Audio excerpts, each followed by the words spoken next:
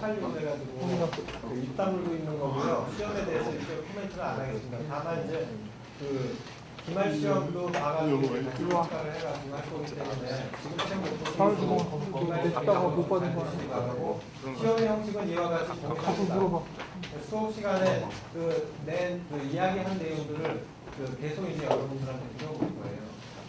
그 시험 잘 본 분들을 보면은 그래도 전반적으로 이해가 큰 분들입니다. 그건 이제 두 가지인데 제 수업을 열심히 들은 사람도 있고 또는 제 수업과 관계없이 원래 물리를 잘하는 사람도 있고 뭐 어쨌든 간에 좋습니다. 뭐 그것만 알면 되니까 제가 원래 여기 목표한 건 그거니까 그것만 알면 다 되거든요. 그래서 뭐 저기 안 그러신 분은 기말 시험 때 더 잘 보시도록 하고 우리 다음에 또 이제 그 재밌는 내용을 또 공부하고 오늘 수업을 끝내도록 하겠습니다.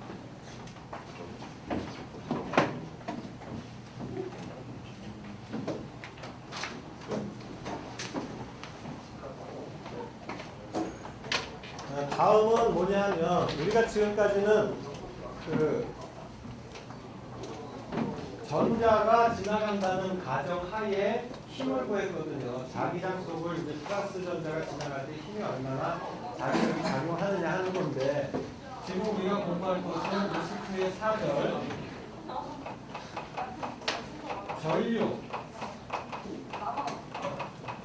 전류가 흐르는 도선에 작용하는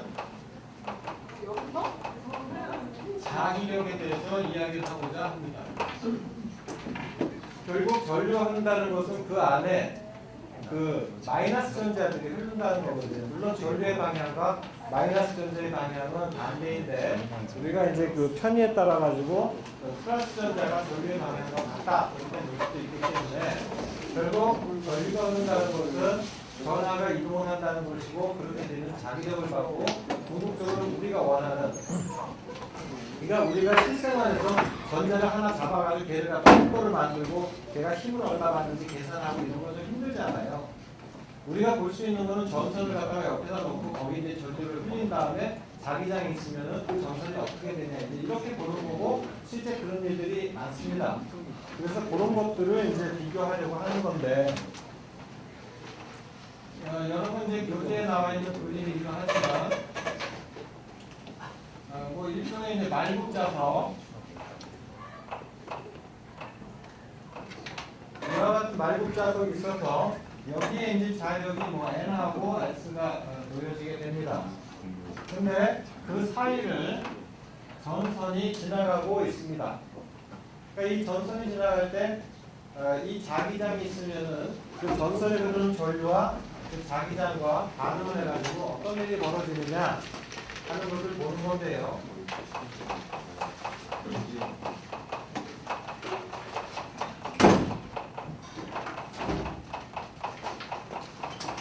이와 같은 B라고 하는 자기장이 판 안쪽으로 들어가는 그런 상황인데 첫 번째 전선이 여기 있는데 이 전선은 전류가 흐르지 않습니다. 가만히 있습니다. 그러니까 전하도 움직이지 않은 상태로 있어가지고 결국 이것은 이 자기장으로 인해서 아무런 자기력을 받지가 않습니다. 그러니까 전기력과 자기력의 가장 큰 차이는 전기력은 정지해 있는 상태에서도 힘을 받지만 자기력은 운동할 때만 힘을 받는다는 그런 차이점이 있는 거죠. 자, 그래서 이제 또 다른 전선이 있는데 이때는 전류가 위쪽 방향으로 흐르는 그런 전선인 겁니다. 자, 그러면 이 플러스 전하가 위로 움직인다고 볼 수 있는 거거든요. 우리가 이제 계속 했던 것처럼 이것의 속도는 이쪽 방향, 자기장은 이쪽 방향이니까 V벡터하고 B벡터를 곱하게 되면 그 벡터를 곱하면 왼쪽으로 힘을 받게 됩니다. 그래서 이때는 FB 벡터라고 하는 자기력이 왼쪽 방향으로 작용을 하게 되고 그 다음에 또 전선이 있는데 이때는 아래쪽 방향으로 전류가 흐른다고 하면 그러면 역시 마찬가지로 여기 플러스 전하가 이쪽 방향으로 움직이는 거죠. 그러면 제가 좀 편하게 자리 잡으면은 V 벡터는 이쪽, 그 다음에 자기장 벡터는 이쪽이기 때문에 V 벡터에서 자기장 벡터를 향하게 되면 그것의 엄지손가락이 가리키는 방향은 오른쪽이 돼서 이 경우에는 오른쪽 방향에 자기력이 존재를 하게 됩니다. 이것이 이제 기본적인 내용이 되겠습니다. 그래서 이런 식으로 전선이 있는데 그 전선이 전류가 흐르고 자기장에 놓여 있게 되면 그 전선은 그 자기장과 그 다음에 그 전선의 전류로 인해서 힘을 받는다. 그것이 기본 내용인데 그것을 좀 더 구체적으로 수식으로 쓰고 싶다. 그러면 이제 어떻게 쓰면 되냐 하면요. 길이가 L인 도선이 있습니다. 그 도선을 제가 여기 있는 편의상 이런 식으로 그리도록 하겠습니다. 길이는 L이고요. 그다음에 단면적은 A가 되고 이 안에 양전자가 있는데 그 양전자가 경우에 따라서 여러 개의 전하를 포함할 수도 있기 때문에 이것이 전자 하나 E라고 하는 걸로 표시되는 게 아니라 Q라고 하는 전하량을 가진다라고 가정하겠습니다. 물론 Q는 전자 하나이기 때문에 1.6 곱하기 10의 마이너스 19승 쿨롱이라고 하는 값으로 나타날 수도 있고 뭐 2개라면 뭐 그 2배가 됐거나 10개라면 10배 그런 식으로 이제 그 크기가 결정되는 것이고 얘는 지금 이 전기장으로 인해서 이쪽 방향으로 이동을 한다고 하겠습니다. 전선에서 전류가 흐르는 것은 전기장 때문에 그렇습니다. 그 전기장은 여러분 이제 시험에도 있었고 평행판 축적기에도 나와 있던 것처럼 플러스하고 마이너스의 포텐셜이 걸리게 되면 그 내부의 전기장이 유도되고 그 다음에 그 내부의 전기장은 모든 지점에서 다 동일합니다. 그래서 이렇게 이제 움직이게 되면 이 Q가 하나가 받는 힘은 얼마가 되냐 하면 이 Q 하나가 받는 힘은 Q V 벡터 그 다음에 자기장은 역시 들어가는 방향이고 오른쪽에도 방금 되어 있던 B라고 하는 자기장이 가해지고 있다고 하면 V 벡터 곱하기 B 벡터라고 하는 크기의 힘을 받겠습니다. 이것은 한 개의 입자가 받는 힘을 이야기합니다. 그런데 여기 이 전선의 길이가 L인 경우에 이것의 부피는 얼마가 되냐 하면 부피는 L 곱하기 A가 되잖아요. 그러면 저 안에 얼마의 Q라고 하는 입자가 있을까? 몇 개나 있을까라고 보면 그때 밀도라고 하는 게 나옵니다. 밀도는 단위 부피당 몇 개거든요. 그러면 개수는 이건 밀도, 전하 밀도. 개수는 밀도 곱하기 V가 되기 때문에 하나의 전하가 받는 힘에다가 개수를 곱하기 위해서는 N, A, L이라고 하는 걸 곱하게 되면 이 전선이 받는 힘이 나오게 됩니다. 뭐 방향은 뭐 어디든지 결정되겠죠. 그것은 이제 뭐 지금 같은 경우는 V 벡터가 이쪽이고 들어가는 그 뭐지? 자기장이니까 V 벡터, B 벡터. 그래서 V 벡터에서 B 벡터로 감싸면 이쪽으로 향하기 때문에 아마 얘는 이쪽 방향에 그 힘을 갖게 될 겁니다. 그리고 이제 V. 자, 그러면 이게 이제 전체 힘인데 이 전체 힘이라고 하는 것은 요 길이 L인 요 전선의 그 조각이 받는 겁니다. 그래서 이제 부분이 받는 건데 일부만. 그렇게 되면 여기서 우리가 좀 그 관심을 가질 게 뭐냐 하면 우리가 맨 처음에 전류라고 하는 것을 전선에 전류가 흐를 때 그 전류의 크기를 그 안에 전선의 전하량, 그 다음에 드리프트 벨로시티, 그 다음에 그 밀도 등등으로 표시한 게 있는데 그것이 뭐냐면 NQVA예요. 이 V는 드리프트 벨로시티이기 때문에 D로 표시를 하고 그래서 이 NQVA를 보면 여기 보니까 NQVA가 있는 겁니다. 저걸 I로 바꿀 수 있는 거예요.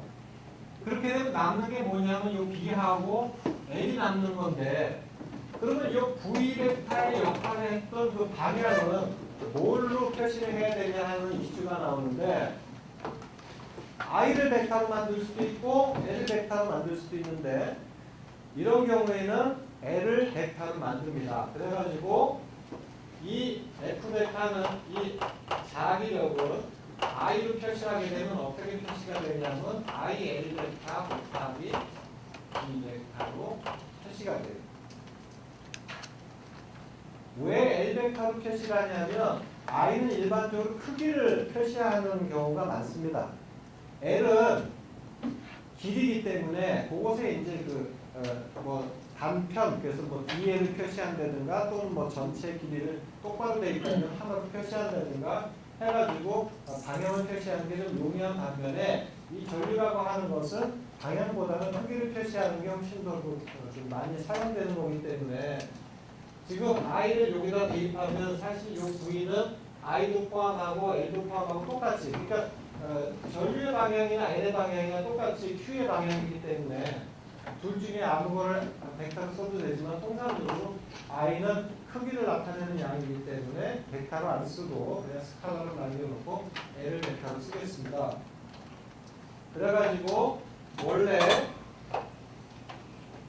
자기력이라고 하는 건 하나는 저렇게 표시되는데 만일 이게 전류로 나타나서 전선의 자기력을 전선의 전류 I가 흐를 때 자기장 뒤에 있다고 보면 그때 자기력을 묘와 같이 표시합니다. 이것은 L이라고 하는 크기의 길이에 해당하는 힘입니다. 그러니까 전선이 있는데 여기 이제 I라고 하는 전류가 흐르고 그 다음에 뭐 B라고 하는 자기장이 여기 있는데 그러면 이 크기는 어떻게 되냐? 이 전선이 무진장 긴 거 아니냐? 이제 여러분이 그렇게 생각할 수 있죠. 그런데 그 중에서 L만큼 띄어가지고 보니까 이 L이랑 길이에 해당하는 자기력은 요만큼이 되더라. 그러니까 뭐 이 얘기 되면은 이것을 2배가 되고 이제 그런 식입니다. 그래서 이게 일종의 이제 그 길이당 어떤 제한된 길이에 대한 힘을 이야기합니다. 그래서 이 두 개의 차이는 하나의 입자로 인한 자기력이 아니고 전선의 전류가 흐를 때 그때 이제 자기력을 표시하는 것이 차이점이라고 볼 수 있습니다. 자, 그래서 이제 지금 여러분한테 이제 이야기를 하는 건데요. 우리가 이제 오늘 수업에서 지금 두 가지를 배웠는데 하나는 뭐냐면 저기 중간 부분에 노란색으로 네모친 자기력이라고 하는 것이 어떤 식으로 나타나고 그 다음에 우리가 어떤 식으로 이해하고 진장분석기 같은 건 어떻게 쓰고 하는 게 첫 번째 내용이었고 그 다음에 두 번째 내용은 이제는 Q 대신에 전선을 가지고 이야기를 하게 되면 저 식은 어떻게 쓸 수 있나요? 라고 하면 저렇게 된 겁니다. 그러면 이것은 이제 일반적으로 전하나 전류가 받는 자기력을 얘기하는 건데 그 전하나 전류가 받는 자기력이 좀 다른 역할을 하는 경우가 있습니다. 그래서 그 다른 역할을 하는 경우를 지금부터 좀 봅니다. 지금은 자기장이 왼쪽에서 오른쪽으로 자기장이 가해지는 경우입니다. 이 네모는 뭐냐면 전류 한선이라고 그래가지고 소위 철사가 이렇게 전선이 이렇게 네모로 되어 있는 것입니다. 그래서 이것의 길이는 A로 하고 그 다음에 얘의 길이는 B로 하고 그 다음에 이 안에서 전류가 도는데 이쪽으로 전류가 이동한다고 합니다. 그래서 그때 이제 전류의 세기는 얼마냐 하면 I라고 하는 전류가 이쪽 방향 I 자 이럴 때 아마 여러분 교재에 지금 그 숫자가 써 있을 텐데 이게 이제 1번, 2번, 3번, 4번 1번은 이쪽, 2번은 이쪽, 3번은 이쪽, 4번은 이쪽인데 각각의 전선이 저 자기장을 통해서 받는 자기장으로 인해서 받는 힘은 얼마가 되나요? 라고 하는 것이죠. 그래서 F1이라고 하는 걸 보면 F1은 1번 전선이 받는 힘인데 우리가 방금 이야기한 게 뭐냐면 I라고 하는 전류가 흐를 때 L이라고 하는 전류의 길이 벡터가 있고 그 다음에 거기에 자기장이 있으면 이렇게 곱하면 자기력을 구할 수 있습니다. 라는 건데 지금 1번 같은 경우는 자기장은 이쪽이고 DL 벡터는 이쪽입니다. 그러니까 왼쪽에 오른쪽에서 왼쪽으로 가는 방향이기 때문에 이 두 개의 벡터가 서로 반대 방향이고 즉 사인 세타는 IAB의 사인 180도가 되는 거예요. 그러니까 저값이 0이 되기 때문에 이 F1이라고 하는 것은 0이 됩니다. 그 다음에 이 F2라고 하는 걸 보면 이 2번이 여기 이제 1번이 한 거, 그 다음에 2번 전선으로 인한 힘을 보게 되면 역시 마찬가지로 10은 I L벡터 곱하기 B 벡터인데 이때는 L 벡터하고 B 벡터가 90도를 갖고 있습니다. L 벡터는 아래쪽이고 B 벡터는 이쪽이죠. 그래서 우리가 계속 이야기하는 것처럼 L 벡터는 이쪽, B 벡터는 이쪽이니까 L에서 B를 갖다가 감아주면 이 엄지손가락 방향은 이 칠판 밖으로 나오는 쪽. 그래가지고 이때는 이쪽 방향. 튀어나오는 쪽에 힘을 받습니다. 역시 마찬가지로 사이각이 90도이기 때문에 ILB에 사인 90도는 I, 전류는 I 값이고 L이라고 하는 건 지금 A죠. 지금 이 길이는 여기서부터 여기까지 길이니까 그 다음에 B는 있고 사인 90도는 1이 나오고 그 다음에 여기에 방향은 뭐냐면 제가 이제 편의상 이쪽은 X방향, 이쪽은 Y방향 그 다음에 여기 이제 튀어나오는 방향을 Z방향이라고 그러면 방향은 플러스 K 캐릭 요것은 튀어나오는 방향을 표시합니다.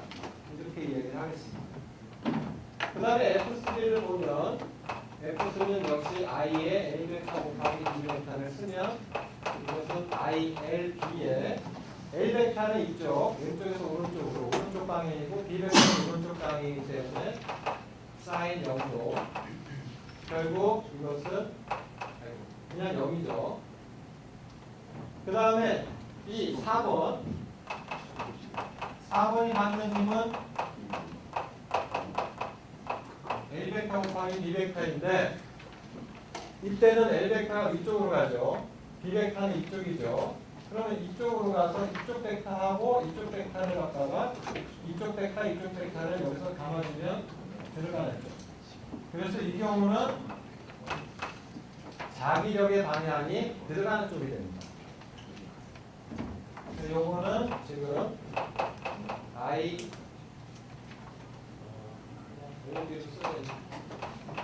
사인 90도인데 역시 마찬가지로 IAB가 되고 이것은 마이너스 K끼리 되겠습니다.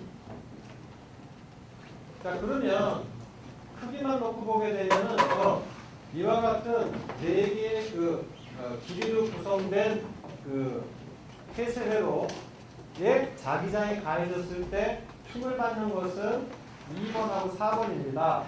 근데 그 힘의 크기가 얼마냐면 얘 같은 경우는 뭐 플러스 IAB 그 다음에 뭐 K는 그냥 좀 잠시 써두기로 하고 그 다음에 얘는 마이너스 IAB K 그래서 이 두 개를 단순하게 더하면 그 전선에 작용하는 힘은 0이 되죠. 하지만 그 힘이 동일한 작용점으로 작용하는 것이 아니고 그러니까 한 점에 대해서 이쪽으로 당기고 이쪽으로 당기면 얘는 아무 짓도 안 하고 가만히 그 자리에 서 있을 텐데 지금 같은 경우는 여기 있는데 얘는 이쪽으로 당기고 얘는 이쪽으로 미는 거 아니에요. 그러니까 얘가 돌아간단 말이에요. 그래가지고 그게 이제 소위 회전점을 만들어내게 됩니다. 그러니까 이 경우가 우리가 물체의 평형 조건이 뭐였습니까? 시그마 F가 0이 되고 시그마 타우가 0이 돼야 되는데 지금 같은 경우는 타우가 회전력이 팔의 길이 긴, 팔의 길이 힘. 그러면 그 두 개가 서로 더해지는 결과가 나와가지고 회전력이 존재를 해서 이게 0이 아니니까 이때는 얘가 뺑글뺑글 돌 수 있단 말이에요. 물론 뺑글뺑글 돌기 위해서는 얘가 여기 갔다가 그 다음에 그때는 뭐 회로의 방향이 바뀌고 그래야 되는데 그건 우리가 한 3주 뒤에 좀 더 배우도록 하고 일단은 이와 같은 상황에서 얘는 앞으로 튀어나오고 얘는 들어가려고 하기 때문에 이 한 선이 돈다는 거예요. 그게 이제 가장 중요한 내용입니다. 그래가지고 우리가 이제 그 모타를 보게 되면 그 모타는 여러 가지 이제 코일이 담겨 있고 그 주변에 이제 그 자석이 있어가지고 매그넷이 있어서 자기장을 만들고 그 자기장 안에서 돌도록 되어 있는 거죠. 근데 이제 이렇게 된다는 게 가장 기본적인 내용인데 그 회전력에 대한 이야기를 좀 더 하게 되면 어떻게 되냐 하면 그림을 통해서 이야기를 하도록 하겠습니다. 지금 여기에 이제 그 X축 방향에 이제 선을 그었는데 이건 뭐냐면 지금 우리가 이쪽 방향으로 보는 시각입니다. 이게 바라본 방향이 밑에서 바라보는 거예요. 그래가지고 맨 처음에 여기 있었는데 얘가 이제 이런 식으로 약간 회전을 한 거죠. 어떻게 회전을 하게 되냐 하면은 여기 이쪽 이것은 이제 2번 노선에 해당하고 얘는 이제 이쪽 방향으로 힘을 받았고 이것은 F2고 그 다음에 얘는 아래쪽 방향으로 힘을 받아가지고 얘는 F4가 되는 거죠. 자 이런 식으로 회전을 하는 겁니다. 이때 자기장의 방향은 어디냐 하면 이쪽 방향이 자기장의 방향이고 철사는 지금 이런 식으로 있는 거죠. 이게 이런 식으로 돌아가는 거죠. 자 이럴 때 이 회전력이 이제 어떻게 작용하고 그 회전력을 우리가 어떤 식으로 표시할 건지 하는 것을 보려고 하는데요. 자 그걸 보기에 앞서 가지고 이제 몇 가지 여기 이제 그 각각의 내용을 좀 정리를 하겠습니다. 얘는 B가 2분의 B가 되고 얘도 마찬가지로 2분의 B가 되고 그 다음에 이것이 소위 저 스몰 a, 스몰 b로 구성된 면적을 라지 a라고 해서 그 면적을 표시하게 되면 그 면적 벡터를 A로 놓을 수가 있는데 이 면적 벡터는 지금 이렇게 있는 거 아니에요? 그럼 그 면적 벡터는 이쪽도 가능하고 그 다음에 아래쪽도 가능합니다. 근데 지금 편의상 이쪽 방향을 A 벡터로 놓도록 하겠습니다. 그래서 이 A 벡터와 이 수평선이 이루는 각도를 세타라고 하게 되면 그 세타는 뭐와 같으냐 하면은 지금 여기하고 여기하고 여기가 수직이고 그 다음에 여기하고 여기가 수직이죠. 그러니까 이거랑 이게 수직, 그 다음에 얘가 수직인데 여기가 이제 세타가 됩니다. 그래가지고 이 세타가 맨 처음에 이렇게 있을 때는 90도인데 그러니까 이게 내려오고 이렇게 돼서 이 세타가 90도가 됐는데 그 다음에 이게 올라가면서 90도에 줄어들어서 이렇게 되게 되면은 어떻게 되냐면 세타는 0이 되는 그런 상황입니다. 우리가 약속을 그렇게 정한 거예요. 별다른 건 아니고. 근데 이 세타에 대해서 약간 좀 혼돈을 많이 하기 때문에 그렇게 되는 거. 그러니까 만일 이렇게 놓여져 있어가지고 여기가 이제 철사고 여기가 A 벡터고 이렇게 되게 되면 여기가 이제 90도, 그다음에 여기가 90도 이제 그렇게 되는 거죠. 이게 이제 세타입니다. 혹시 나중에 착각하실까봐